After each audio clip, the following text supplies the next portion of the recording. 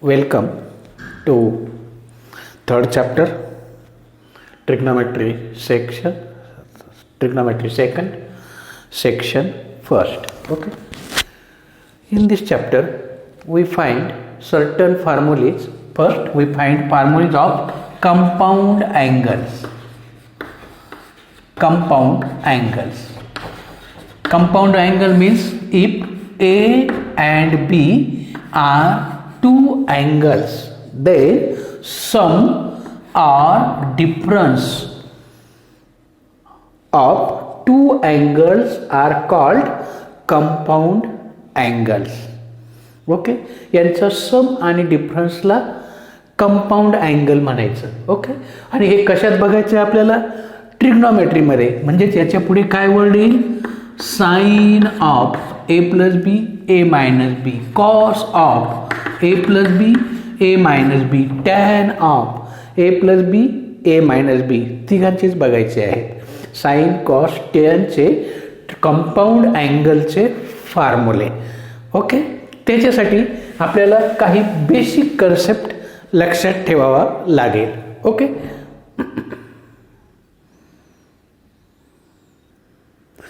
कोणता basic concept? तर consider अ standard unit circle. हे काय आहे? स्टँडर्ड म्हणजे सेंटर ओरिजिनला आहे आणि रेडियस 1 आहे, म्हणून स्टँडर्ड युनिट सर्कल आहे. ओके, मग आपण काय करतो? स्टँडर्ड युनिट सर्कल म्हटल्यावर याची रेडियस 1. मग हा कोणताही पॉईंट घेतला तर सर्कल 1 आणि point of intersection on x axis 1 0. Okay, एक पॉईंट घेतला मी सर्कलवरती P such that angle X O P equal to say theta. Draw PM perpendicular on x axis. Okay, if coordinates of P are x y, then OM equal to x and PM equal to y, and we know that OP equal to 1. This is already known to you in last chapter, and therefore what happens? Therefore from figure, what is value of cos theta? Adjacent side upon hypotenuse, because it is right angle triangle OMP, and therefore cos theta equal to this, and sin theta equal to opposite side upon hypotenuse, means x equal to cos theta and y equal to sin theta. जर order pair घेतली तर हे झाले xy and which is equal to cos theta आणि sin theta. These are the coordinates of the point P. This is the Cartesian coordinates आणि हे तुमचे polar form मधले coordinates. जर रेडियस r असती तर इथं फक्त r आला असता, r cos theta, r sin theta. Okay, up till you know, इथपर्यंत तुम्हाला माहिती आहे. ओके, मग आता याचं युटिलायझेशन करून आपल्याला कंपाऊंड अँगल शोधायचं आहे. पहिला formula. Okay,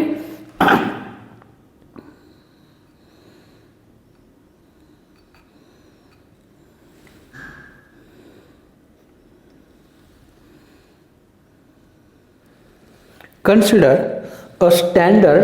Suppose this is a standard unit circle. Okay, हे काय आहे? Consider a standard unit circle means center at origin and radius is 1. If we take a point on x axis and circle, coordinates of this point is 1 0, because it is a standard unit circle. Now I take 2 points on the circle. Suppose this is point P and this is point Q. काय केलं? Take 2 points P and Q on circle. Take points P and Q on circle such that, कसे घेतले बघा? such that angle XOP, this angle is say A, such that measure of angle XOP equal to capital A and measure of angle X O Q equal to say capital B. हा angle आहे, हा X standard angle, हा angle आहे say B angle. Okay. Also O P 1 O Q 1.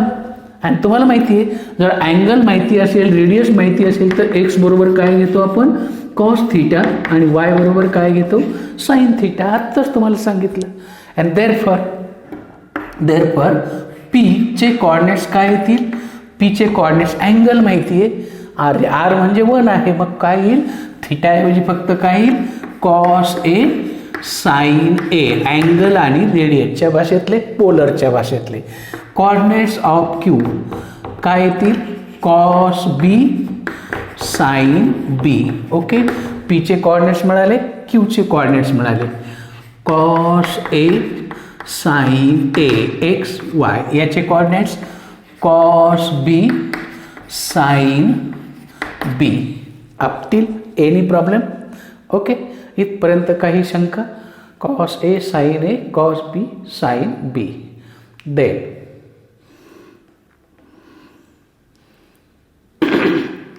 पुढे बघा, take then what is angle between A and B, and therefore measure of angle between QOP. येईल सांगता. बघा इथून इथपर्यंत ए आहे, इथून इथपर्यंत बी आहे, तर हा अँगल किती येईल, एवढ्यातनं एवढा वजा करा, हा अँगल किती येईल, ए मायनस बी येईल, equal to A minus B. Okay. Then take another point R on circle. तिसरा पॉइंट घेतोय, such that.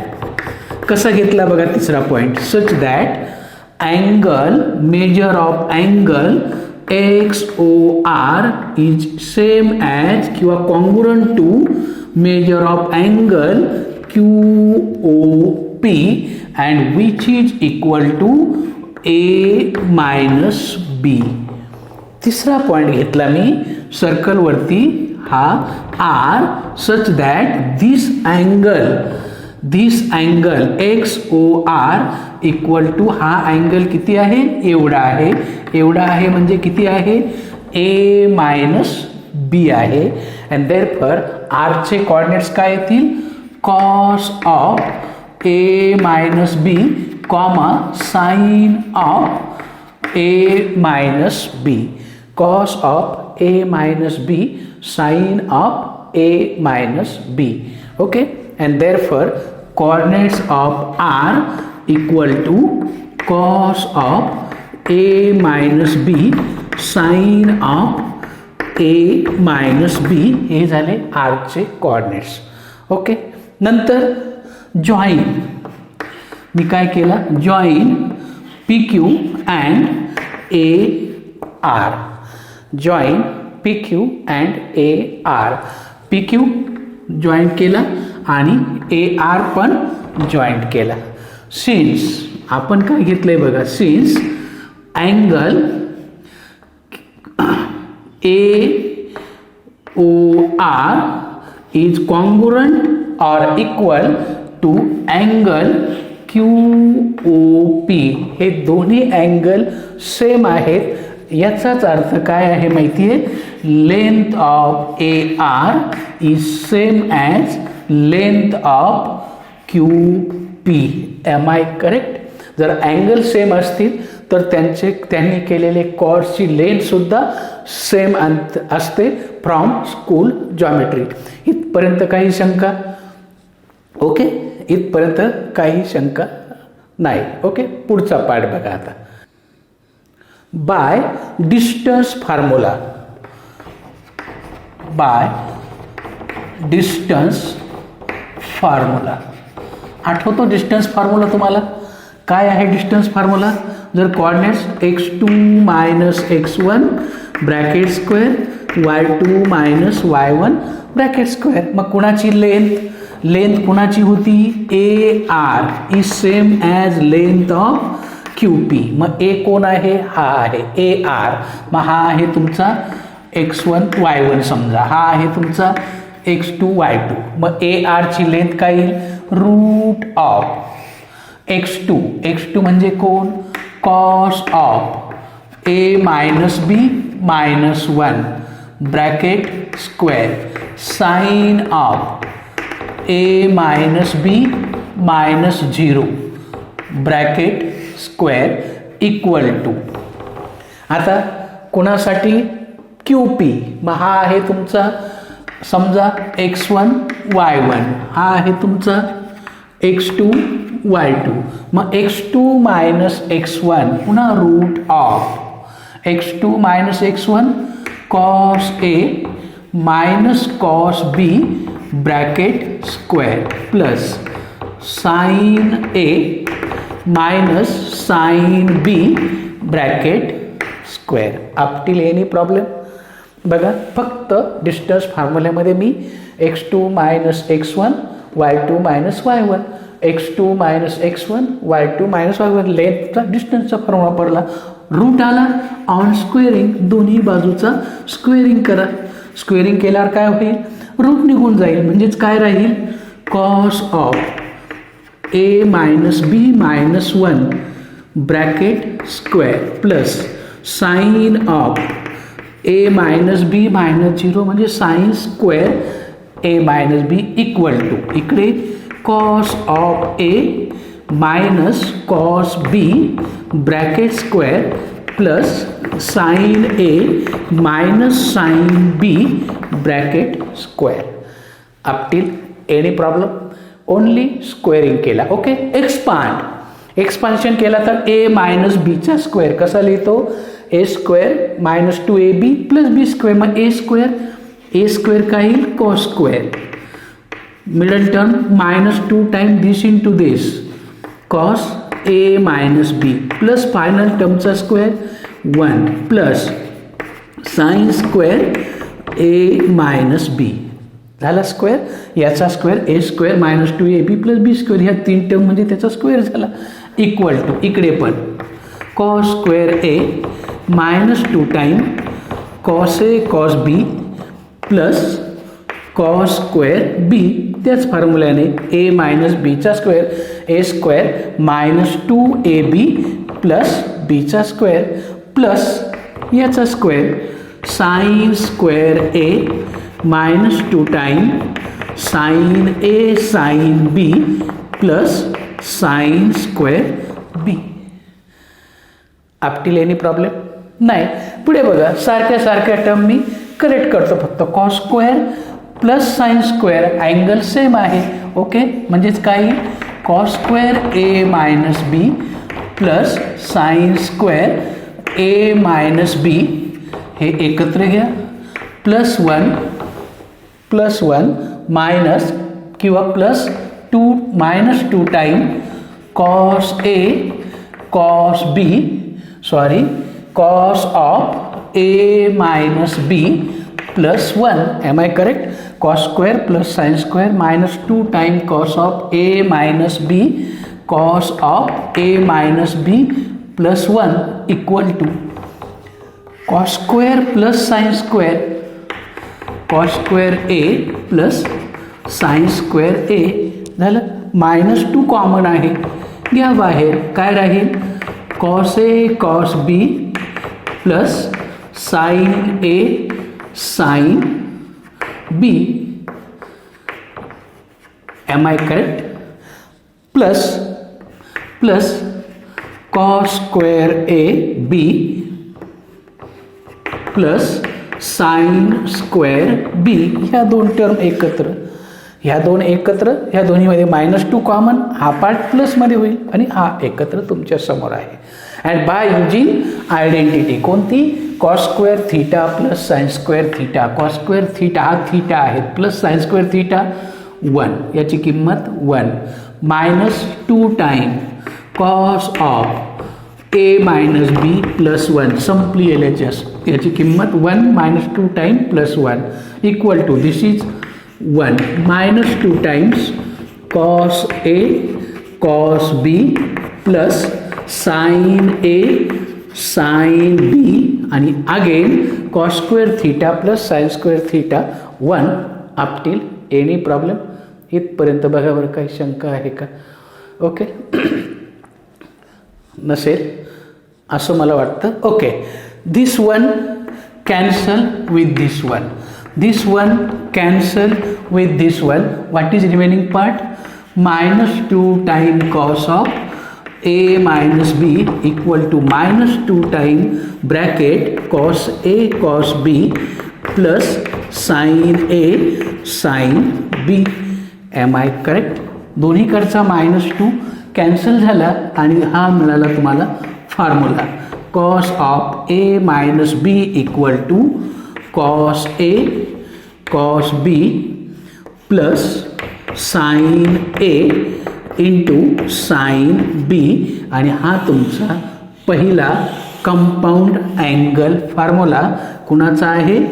Cos of a minus बीचा हा तुमचा पहिला फॉर्म्युला. ओके, एकदम सिंपल पार्ट आहे. ओके, पुन्हा बघा काय केलं. एक स्टँडर्ड युनिट सर्कल घेतलं. स्टँडर्ड युनिट सर्कलमध्ये पी पॉईंट घेतला ज्याने ए अँगल केला म्हणून त्याचे कोऑर्डिनेट कॉस ए साइन आहे. क्यू पॉईंट घेतला त्याने स्टँडर्ड एक्स ॲक्सिसशी बी अँगल केला म्हणून कॉस बी साइन बी. मग यांच्यातला अँगल बघितला तो ए मायनस बी आहे. मग तेवढाच अँगल करणारा तिसरा पॉईंट घेतला आर ज्याने ए मायनस बी अँगल केला म्हणून त्याचे coordinate cos A minus B sign A minus बी.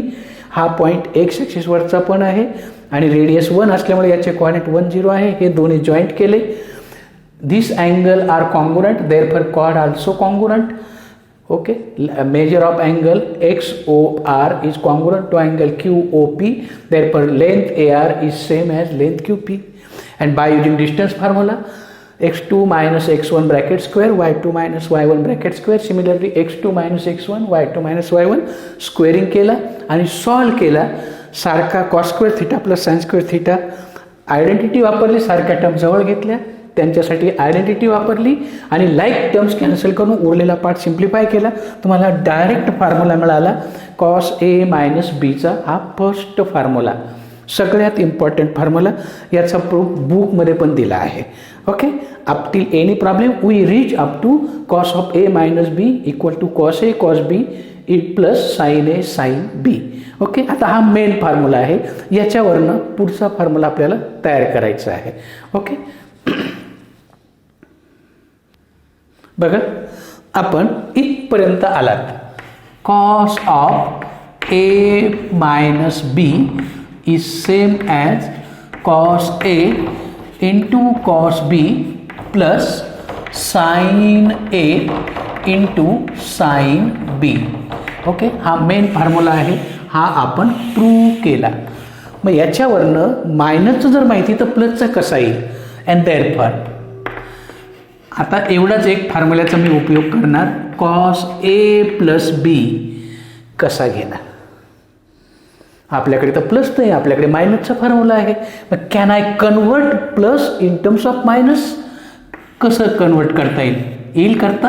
बघा, ए मायनस मायनस बी चालेल का हो? बघा बरं, प्लसचं रूपांतर मी मायनसमध्ये केलं का? तर मला हा फॉर्म्युला माहिती आहे म्हणून. आता आला का बघा बरं. Cos A minus B, A minus B प्लसचं रूपांतर मायनस इंटू मायनस प्लस.